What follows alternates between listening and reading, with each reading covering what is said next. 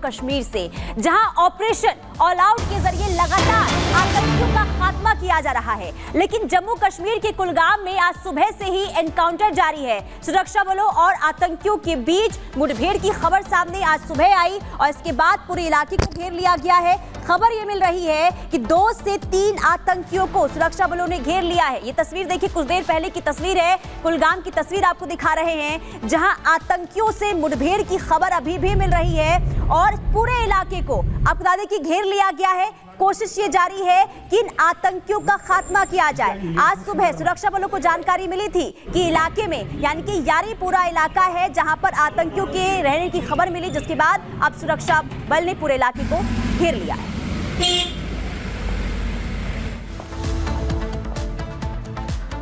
और कोलकाता से बड़ी खबर आपको बता दें, कोलकाता के संजय बाजार में भीषण आग लग गई है। आग किस कारण से लगी है पता नहीं चल पाया। संजय बाजार इलाके में भीषण आग लगी है। कोलकाता के तस्वीर आपको दिखा रहे हैं, ये संजय बाजार इलाका है कोलकाता का, जहां पर आग लग गई है। हालांकि आग पर काबू पाने की कोशिशें काफी देर तक आसपास के लोग अपने स्तर पर ही करते रहे, लेकिन उस बीच आग काफी ज्यादा फैल गई थी।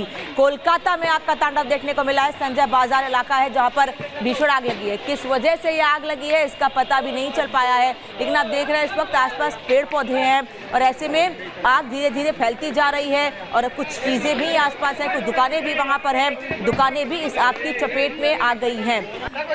पटरी पर दुकानें लगी हुई थी, वो इस आग की चपेट में आई हैं। काफी देर तक वहां मौजूद लोग अपने स्तर पर काबू पाने की आग पर कोशिश करते रहे, लेकिन काफी प्रयास के बाद भी आग पर काबू नहीं पाया जा सका और धीरे धीरे ये आग फैलती चली गई। कोलकाता के संजय बाजार इलाके की यह तस्वीर है जहां भीषण आग लग गई है। हालांकि आग पर कोशिशें काबू पाने की जाती रही और जैसे ही आग लगी दमकल विभाग को भी थोड़ी देर के बाद जानकारी दी गई। जब तक दमकल कर्मी मौके पर पहुंचते तब तक नुकसान काफी हो गया था। मार्केट में ये आग लगी है, पीछे काफी पेड़ पौधे भी हैं, तो आग धीरे धीरे और ज्यादा फैलती चली गई। लेकिन दमकल की गाड़ियां जब मौके पर पहुंची तब आग पर काबू जरूर पाया, लेकिन तब तक नुकसान काफी ज्यादा हो चुका था।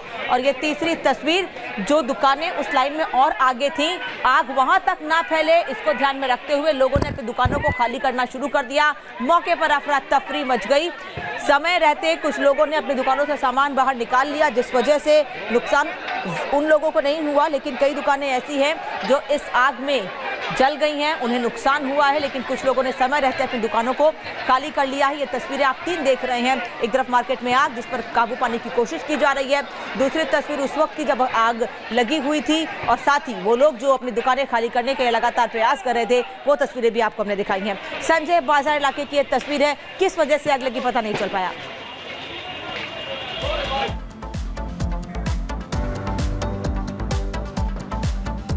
चलिए आगे बढ़ते हैं, अब बात कर लेते हैं रजाकार पर भीषण। जी हां, मुख्यमंत्री योगी आदित्यनाथ पर इन दिनों लगातार कांग्रेस के अध्यक्ष यानी कि मल्लिकार्जुन खड़गे कई बार ऐसे बयान दे चुके हैं जिसे लेकर सियासी घमासान जबरदस्त तरीके से देखने को मिल रहा है।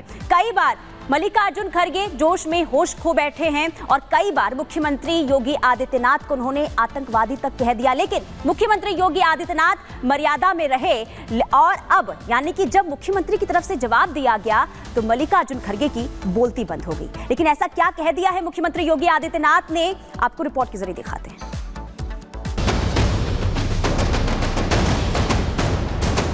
बटेंगे तो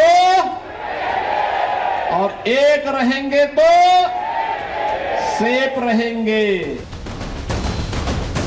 अगर ये काम कोई टेररिस्ट बोल सकता है, आप नहीं बोल सकते। कई राज्यों में उपचुनाव और 2 राज्यों में विधानसभा चुनाव के दस्तक के बीच देश का सियासी पारा उफान पर है। तमाम राजनीतिक दलों के नेता गरम गरम बयानों का डोज देकर विपक्षी नेताओं की गर्मी दूर करने का दावा कर रहे हैं, लेकिन कोई भी नेता अपने गिरेबान में झांकने को तैयार नहीं। यही वजह है कि पिछले चुनाव के बनिस्बत इस बार नेता विरोधियों पर हमला करने में ऐसे शब्दों का भी इस्तेमाल कर रहे हैं जिसे सीधे अमर्यादा की श्रेणी में डाला जा सकता है। कटेंगे तो कटेंगे, ये साधु का काम है, नाथ पंथ का काम है। अगर ये काम कोई टेररिस्ट बोल सकता है, आप नहीं बोल सकते।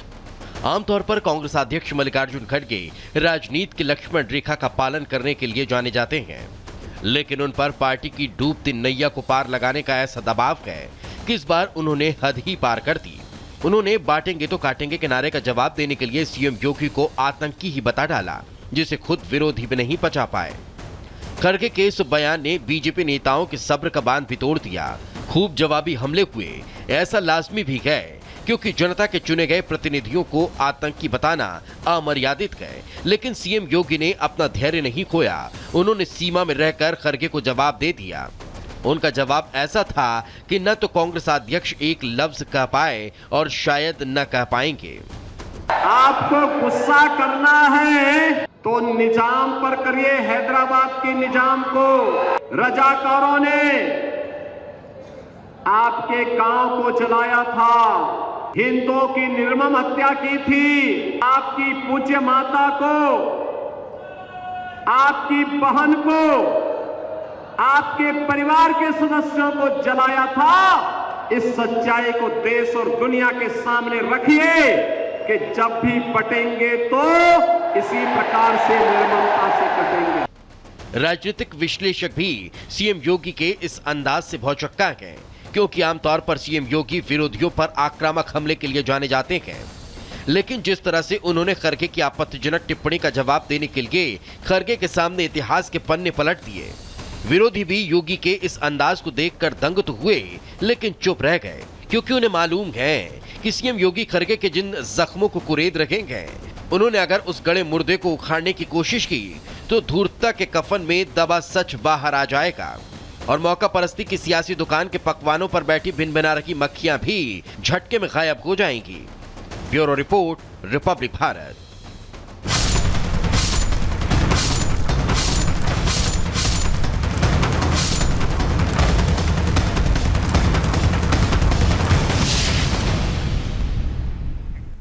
झारखंड की 15 जिलों की 43 सीटों के लिए आज मतदान हो रहा है। बड़ी संख्या में लोग घरों से बाहर निकल रहे हैं। क्या आम क्या खास, सब अपनी बारी का इंतजार करते हुए लाइन में लगकर वोटिंग करने के लिए घरों से बाहर निकले हुए हैं। इस दौरान कई तस्वीरें भी सामने आई हैं। आपको हम इस वक्त 8 तस्वीरें दिखा रहे हैं। अर्जुन मुंडा, रघुवर दास, अन्नपूर्णा देवी, महुआ मांझी, संतोष गंगवार, हरिवंश नारायण सिंह, सीपी सिंह, सरयू राय की तस्वीर, जो वोट करने के लिए घर से बाहर निकले और लोगों से भी अपील की कि मतदान करने के लिए से ज्यादा संख्या में घर से बाहर निकले, जिससे कि इस लोकतंत्र के महापर्व में आपकी भागीदारी भी सुनिश्चित हो और आप मजबूत सरकार चुन सके, जो झारखंड की समस्या, आदिवासियों के साथ साथ झारखंड के सभी लोगों के विकास, झारखंड को आगे बढ़ाने के लिए मजबूत कदम उठा सके।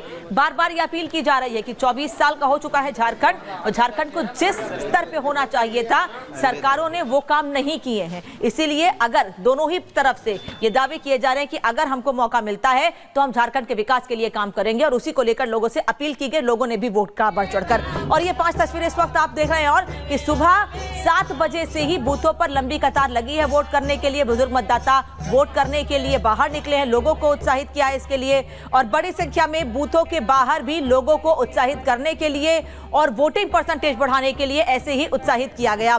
तो ये तस्वीरें निकलकर सामने आई हैं। इसके अलावा कुछ और तस्वीरें आपको दिखा रहे हैं। 8 तस्वीरें, जिसमें महेंद्र सिंह धोनी, जयंत सिन्हा, हेमंत सोरेन, बन्ना गुप्ता, अर्जुन मुंडा, बसवराज बोम्मई, चंपाई सोरेन और दीपक प्रकाश ने भी वोट किया।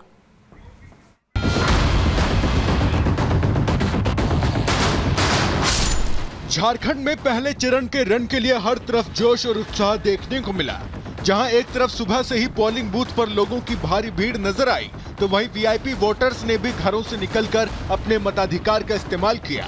देश के सबसे बड़े लोकतंत्र में मतदान एक आवश्यक हिस्सा है, और मैं आपके माध्यम से सभी इस प्रदेश के मतदाता भाई बहनों को बहुत बहुत शुभकामनाएं देते हुए आग्रह करना चाहूंगा कि मत का प्रयोग अवश्य करें। और दुनिया में हमारा देश एक दिशा देने का काम करता है कि लोकतंत्री व्यवस्था में कैसे काम किया जाए। आजादी के बाद से लेकर अब तक जिस ढंग से लोकतंत्र हमारे देश में चल रहा है, ये दुनिया में एक मिसाल का कायम कर रहा है। झारखंड में 2 फेज में चुनाव हैं। आज 43 सीटों पर जनता ने सियासी दलों और प्रत्याशियों की किस्मत ईवीएम में कैद कर दी। लोकतंत्र के इस पर्व में बुजुर्गों ने हिस्सा लिया, तो नए वोटर के साथ महिला और पुरुष मतदाता भी भागीदार बने। चुनावी रंग में हर कोई नजर आया। पहले मतदान, फिर जलपान के फलसफे पर काम करते हुए न सिर्फ वोटिंग की, बल्कि सेल्फी भी ली। ये सबसे पहले मतदान करने आया हूँ। सोच कर आया, देश और अपने राज्य का विकास हो। अच्छा शासन आए, इसलिए जितनी बेरोजगारी है वो हट के, मतलब रोजगार सबसे पहले मेन मुद्दा हम लोगों का ये है। सिर्फ जनता ही नहीं, झारखंड के सीएम हेमंत सोरेन भी अपने मताधिकार का इस्तेमाल करने पोलिंग बूथ पहुंचे, जहां उन्होंने अपनी पत्नी कल्पना सोरेन के साथ वोट डाला, जिनके साथ बरहेट और गांडे विधानसभा के जेएमएम उम्मीदवार भी मौजूद थे। आज हम लोगों ने लोकतंत्र के इस पर्व को अपना एक महत्वपूर्ण पर्व के रूप में लिया। आज हम लोगों ने अपने अपने मतदान केंद्र में जाकर के अपने मतों को प्रयोग किया और मैं राज्य के हर एक नागरिक से अपील करता हूं कि इस महापर्व को और इस लोकतंत्र के इस व्यवस्था को हम लोग और मजबूत करें। राज्य में सीधी टक्कर इंडी और एनडीए गठबंधन के बीच है और मुख्य मुद्दा है भ्रष्टाचार। लिहाजा बीजेपी इस मुद्दे को भुनाने का कोई मौका नहीं छोड़ रही।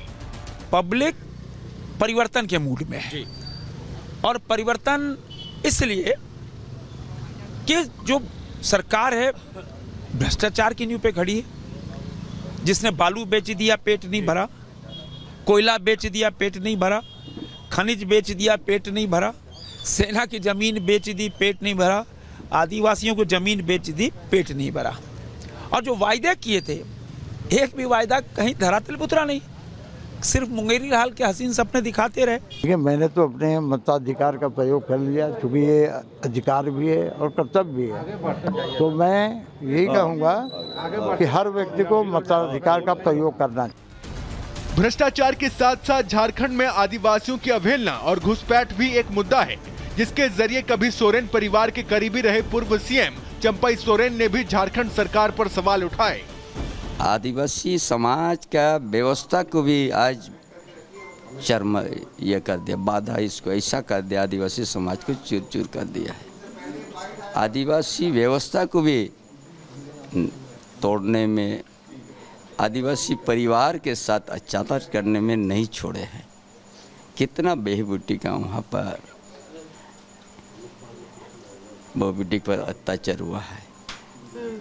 अब सुनने से, दिखने से आपका आंसू गिर जाएगा। जेएमएम विकास की बात करती है, बीजेपी जुमलेबाजी करती है, वो सिर्फ एक दूसरे को लड़ाती है और धर्म के नाम पर वो वोट कलेक्ट करने की कोशिश करती है। लेकिन हमारी सरकार, हमारी झारखंड मुक्ति मोर्चा और महागठबंधन की सरकार में माननीय हेमंत सोरेन जी ने सिर्फ काम किया है। हर दल अपनी जीत का दावा कर रहा है, तो वहीं वोटर अपने प्रत्याशी की जीत के लिए वोटिंग कर रहे हैं। अब इस चुनाव में किसकी जीत के साथ सरकार बनेगी और किसे शिकस्त का सामना करना पड़ेगा, इसका पता 23 नवंबर को चल जाएगा। Bureau report, Republic Bharat.